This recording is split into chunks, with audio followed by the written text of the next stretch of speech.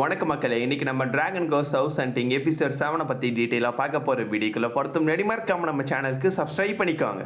எபிசோடோட ஸ்டார்டிங்கில் நம்ம ஹீரோவை பிடிச்சி கொண்டு வந்து ஒரு பெரிய கூண்டில் அடைச்சிட்டாங்க. இதுக்கப்புறம் இதுதான் உன்னோட வீடாக இருக்க போதுன்னு சொல்ல நம்ம ஹீரோ பதட்டத்தில் சுற்றி சுற்றி வரான். என்ன படன்னு தெரியாமல் அவன் முடிச்சிட்டு இருக்கான். ஒரு வேளை என்னோட கதையை முடிச்சு என்கிட்ட இருக்க பார்ட்ஸ் எல்லாத்தையுமே விற்றுருவாங்க. அதுக்கப்புறம் என்ன ஆர்மராக செஞ்சு மாட்டிப்பாங்கன்னு ஒரு கம்பி பின்னாடி தான் நம்ம ஹீரோவை அடைச்சி வச்சிருக்காங்க. கம்பியோட சைஸ் ரொம்பவே பெருசாக இருக்கனால கூட இருக்க பறவையை தப்பிச்சு போக சொல்கிறான். ஆனால் அந்த பறவை தப்பிச்சு போக மாட்டுது. அங்கே இருக்கிற கம்பியை உடச்சி நம்ம ஹீரோவை தான் காப்பாற்ற ட்ரை பண்ணிக்கிட்டு இருக்கு.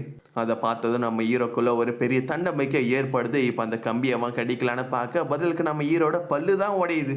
அவ்வளோதான் என்னோட கதை முடிய போகுதுன்னு நம்ம ஹீரோ அழுதுகிட்டே இருக்க போது அந்த இடத்துக்கு ஒரு குதிரை வருது. என்னப்பா தம்பி, இந்த இடத்த விட்டு நீ வெளில வரணுமா? அது ரொம்பவே சிம்பிள்னு அங்கே இருக்கிற டோரை ஓப்பன் பண்ணுது. என்னப்பா இது, அடிச்சு வச்சவங்க நம்மளை பூட்டாமல் போயிட்டாங்களேன்னு ஹீரோக்கு லைட்டாக ஆச்சரியம். நெக்ஸ்ட் ஜெயிலுக்குள்ளே இருக்கிற மற்றவங்க எல்லாருமே அந்த குதிரையை இன்ட்ரடியூஸ் பண்ணி வைக்கிது. சொல்லப்போனால் எல்லாருமே ரொம்ப சந்தோஷமாக அந்த இடத்துல உட்காந்து சீட்டாடிக்கிட்டு இருக்காங்க. என்னப்பா இது, ஜெயிலா இல்லை ஆனுவல் லீவுக்கு ஆயா வீட்டுக்கு வந்திருக்காங்களான்னு நம்ம ஹீரோக்கு சந்தேகம் ஏற்படுற அளவுக்கு இங்கே இருக்கிற எல்லாருமே ரொம்ப சந்தோஷமாக தான் இருக்காங்க. குதிரை சொல்கிறாரு, இந்த இடத்துல நம்ம யாருக்கும் எந்த விதமான பிரச்சனையும் கிடையாது. தேவையான சாப்பாடு எல்லாத்தையுமே கொண்டு வந்து அவங்களே கொடுத்துருவாங்க. நம்ம என்ன வேணும்னு கேட்குறோமோ அது எல்லாத்தையுமே அவங்க தாராளமாக ப்ரொவைட் பண்ணுவாங்க. அது மட்டும் இல்லாமல் ஹீரோஸோட பிரச்சனை கூட கிடையாது. சில தடவை ஹீரோஸ் இங்கே வர பார்ப்பாங்க. ஆனால் செக்யூரிட்டி கார்ட்ஸே அடித்து அவங்கள இந்த இடத்த விட்டு விரட்டி விட்டுருவாங்க. எப்படி பார்த்தாலும் நம்ம கடைசியில் ஒரு ஜெயிலுக்குள்ளே தானே இருக்கிறோம். ஜெயிலுக்குள்ளே நம்ம தேவையான விஷயங்கள் எல்லாமே கிடைக்காதுன்னு டிராகன் சொல்ல, உனக்கு இந்த இடத்த வாப்பா சுற்றி காட்டுறேன்னு அங்கே இருக்கிற ஹாட் ஸ்ப்ரிங்க்கு நம்ம ஹீரோவை கூட்டிகிட்டு வராங்க. அது மட்டும் இல்லாமல் அந்த இடத்துல ஒரு பெரிய ஜிம்மு கூட இருக்குது. அது மட்டும் இல்லாமல் ஒரு பெரிய ட்ராமா தேட்டர் கூட இருக்குது. நம்ம இந்த இடத்துல வந்து ஜாலியாக என்டர்டெயின்மெண்ட் பண்ணிக்கிட்டு இருக்கலான்னு.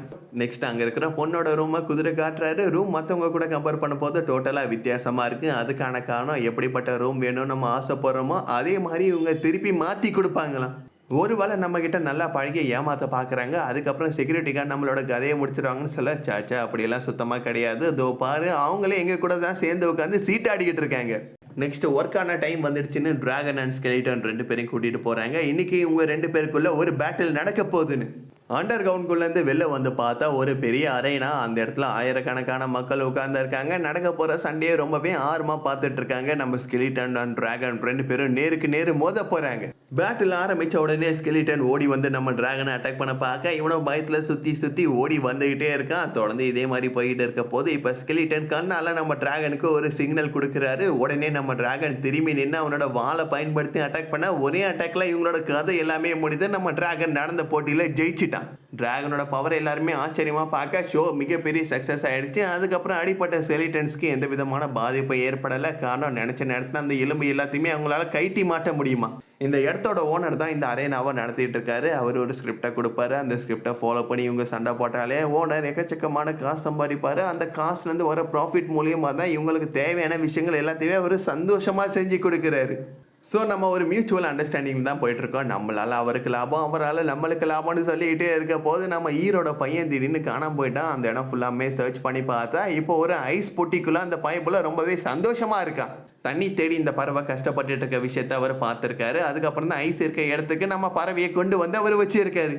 நம்ம ஹீரோக்கு இப்போ இங்கே எந்த விதமான பிரச்சனையும் இல்லை. மனுஷங்க மான்ஸ்டர்ஸ் 2 பேரும் ஒன்றா சேர்ந்து சந்தோஷமாக இருக்க முடியும்னு அவனும் இப்போ நம்ப ஆரம்பிக்கிறான். ஆல்சோ எல்ஃப் என்ன பண்ணிகிட்டு இருக்காருன்னு அவன் யோசிக்க, இன்னொரு பக்கம் நம்ம எல்ஃபு எல்லாருக்கூடையும் சரக்கு சண்டை போட்டுட்டு இருக்காரு. யார் அதிகமான ரவுண்டு சாப்பிட்றாங்களோ அவங்க தான் போட்டியில் வின்னர், தோத்தவங்க தான் காசு கொடுக்கணும்னு சொல்லி இது வரைக்கும் அவர் 13 பேரை தோக்கடிச்சிருக்காரு.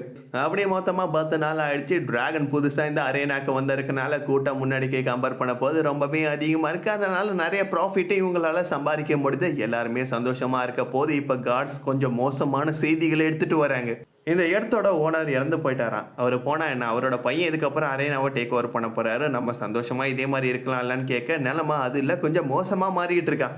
அவரோட பையன் இந்த அரேனாவை க்ளோஸ் பண்ணலான்னு முடிவு எடுத்துட்டாராம். ஆல்சோ இங்கே இருக்கிற இவங்க எல்லாருமே போட்டு தள்ளுறதுக்காக அவர் ஆல்ரெடி ஆளுங்க எல்லாருமே ஏற்பாடு பண்ணிட்டாராம்.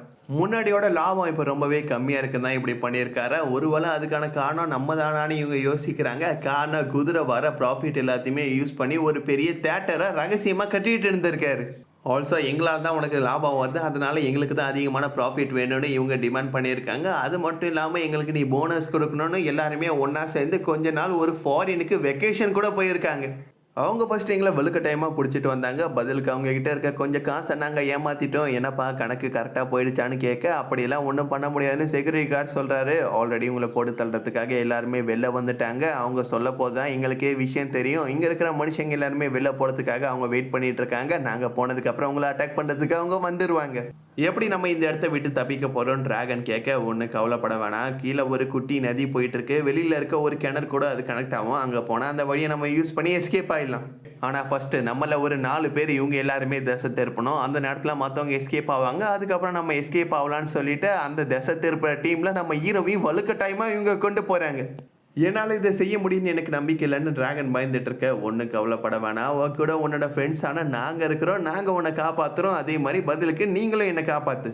ஃபர்ஸ்ட் டைமாக எனக்கு சில ஃப்ரெண்ட்ஸ் கிடச்சிருக்காங்கன்னு டிராகனுக்கு ரொம்பவே சந்தோஷம். நெக்ஸ்ட் மனுஷங்க இவங்களை அட்டாக் பண்ணுறதுக்காக வர, அதுக்கு முன்னாடியே ஆல்ரெடி இவங்க கூண்டை விட்டு காணாமல் போயிட்டாங்க. அது மட்டும் இல்லாமல் நம்ம டிராகன் கூடவே அவனோட பையனை கூட்டிகிட்டு வந்திருக்கான். காணாமல் நம்ம டிராகனை விட்டு பிரிஞ்சு இருக்கவே மாட்டான்.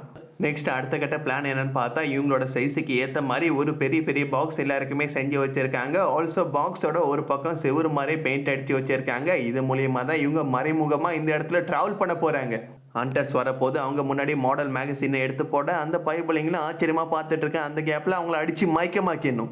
இந்த பிளான்லாம் ஒர்க் ஆகுமான்னு கேட்க, கண்டிப்பாக ஒர்க் ஆகும். பசங்களுக்கு இருக்கிற மிகப்பெரிய வீக்னஸ் இதுதான் சொல்லிட்டு நெக்ஸ்ட் 3 பேரை நம்ம டிராகன் அதே மாதிரி ஃபாலோ பண்ணி போயிட்டே இருக்கு. பட் அப்போ தான் ஒரு முக்கியமான விஷயமே ஞாபகம் வருது. நான் இவங்க பின்னாடி இருக்கிறேன், எப்படி இவங்களுக்கு முன்னாடி புக்கை போட முடியும்? நம்ம டிராகன் தெரியாமல் பதட்டமாக போயிட்டே இருக்க, சத்தம் கேட்டு அவங்க திரும்பி பார்க்குறாங்க.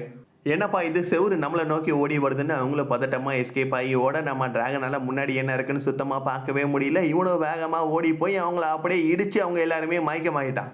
இப்போ சத்தம் கேட்டு சில ஹண்டர்ஸ் நம்ம டிராகன் பின்னாடி வந்து அட்டாக் பண்ணலான்னு பார்க்க போது, நம்ம டிராகனோட பையன் பயங்கரமாக சத்தம் போட்டு அவங்கள டிஸ்ட்ராக்ட் பண்ணுறான். அந்த நேரத்தில் இன்னொருத்தவன் அவங்ககிட்ட இருக்க வெப்பனை யூஸ் பண்ணி இவங்களோட வெப்பன் எல்லாத்தையுமே காலி பண்ணிட்டான். இப்போ சண்டை போட முடியாமல் அந்த பைப்பிள்ளைங்க பயந்து அந்த இடத்த விட்டு ஓடி போகிறானுங்க. இதே மாதிரி சின்ன சின்ன ட்ராப்பை செட் பண்ணி அங்கே இருக்கிற எல்லாருமே மாட்டை வச்சு கொஞ்சம் டைம் ஆனதுக்கப்புறம் இவங்களும் அந்த இடத்த விட்டு தப்பிக்கலான்னு முடிவு எடுத்துட்டாங்க. பட் அந்த நேரமாக பார்த்து தப்பிச்சு போனவங்க ஒன்றும் எக்கச்சக்கமான ஆளுங்களை கூட்டிகிட்டு வந்து இவங்க இருக்கிற இடத்த டோட்டலாக சுத்து போட்டாங்க.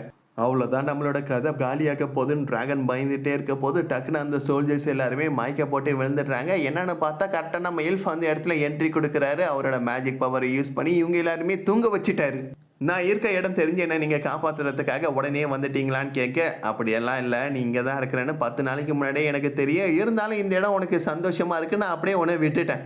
அடுத்து அவரோட மேஜிக் பவரை யூஸ் பண்ணி இங்கே இருக்கிறவங்களோட மெமரிஸ் எல்லாத்தையுமே கொஞ்சம் ஆல்டர் பண்ணுறாரு. அது மூலியமாக இவங்கள ஃபாலோ பண்ணி அவங்க வரமாட்டாங்கன்னு இப்போ எல்லாருமே கீழே இருக்கிற வழி மூலியமாக தப்பிச்சு வெளில வந்துட்டாங்க.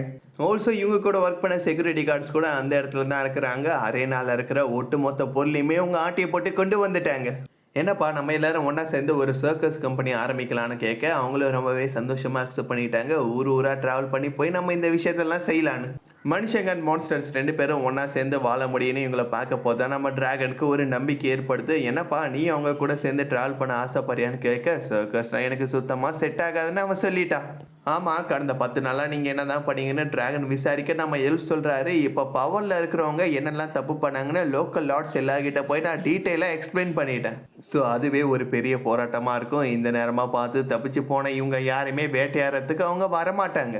அப்படியே எபிசோடுக்கு ஒரு எண்டு கார்டை போட்டாச்சு. ஓகே மக்கள்ஸ், நெக்ஸ்ட் வீடியோவில் நான் உங்களை மீட் பண்ணுறேன். இந்த எபிசோட் உங்களுக்கு பிடிச்சிருந்தா லைக் பண்ணுங்கள், ஷேர் பண்ணுங்கள், கமெண்ட் பண்ணுங்கள். மறக்காமல் நம்ம சேனலுக்கு சப்ஸ்கிரைப் பண்ணிக்கோங்க.